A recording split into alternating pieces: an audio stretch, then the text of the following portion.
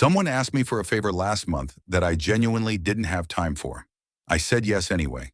Then I spent the entire week quietly resentful about something I agreed to, out loud, with a smile on my face. For years, I called this being a nice person, someone who helps, who shows up, who doesn't make things difficult for others. Turns out it was never really kindness. It was something a lot more complicated and a lot more exhausting. I used to think the fix was simple. Just say no more often, set boundaries, stop being a pushover. So I'd practice saying no in my head, rehearse the words, build up the courage. And then the moment actually came, and I'd say yes anyway, followed immediately by that familiar wave of quiet resentment. I assumed I just lacked confidence or backbone, something about me that needed to be tougher. Here's what I didn't understand back then. People-pleasing isn't a personality trait, and it isn't really about being too nice.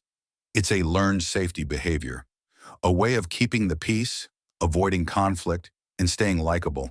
Because somewhere along the way, disagreement started to feel dangerous. Not physically dangerous, just unsafe enough that avoiding it became automatic.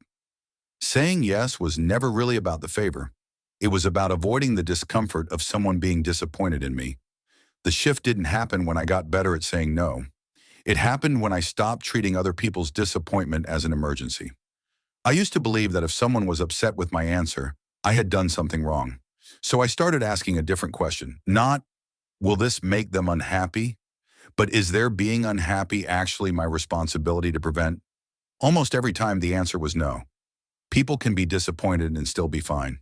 That distinction changed everything because I realized I wasn't protecting relationships by saying yes to everything. I was protecting myself from a feeling I hadn't learned how to sit with. So here's what actually changed things piece by piece. First, I stopped answering immediately. Let me check and get back to you became my default response to almost everything. That small gap, even just a few hours, removed the instant pressure to please and gave me space to actually check what I wanted instead of reacting from habit. Second, I practiced tolerating the awkward silence after saying no. The urge to over-explain, apologize 3 times, or soften a no into something unrecognizable. That urge is the habit trying to protect you. I started saying no, then stopping. No extra justification. The silence felt unbearable at first. It got easier every single time. Third, and this mattered most, I separated their reaction from my responsibility. Someone being disappointed is information about their feelings, not proof that I did something wrong. Once I stopped treating every disappointed reaction as a verdict on my character, saying no stopped feeling like a small betrayal. I still feel that pull to say yes sometimes. It hasn't disappeared, and I don't think it's supposed to. What changed is that the pull doesn't automatically win anymore. There's a small pause now, where I actually get to decide, instead of the old habit deciding for me. If you say yes when you mean no, then quietly resent it for days afterward. I don't think you're weak, and I don't think you need to become a tougher person. I think you learned somewhere along the way that disagreement felt unsafe, and you're allowed to unlearn that slowly, one small no at a time. Pause before answering.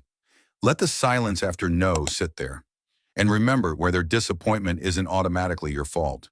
If this resonated, share it with someone who says yes to everything and quietly means no.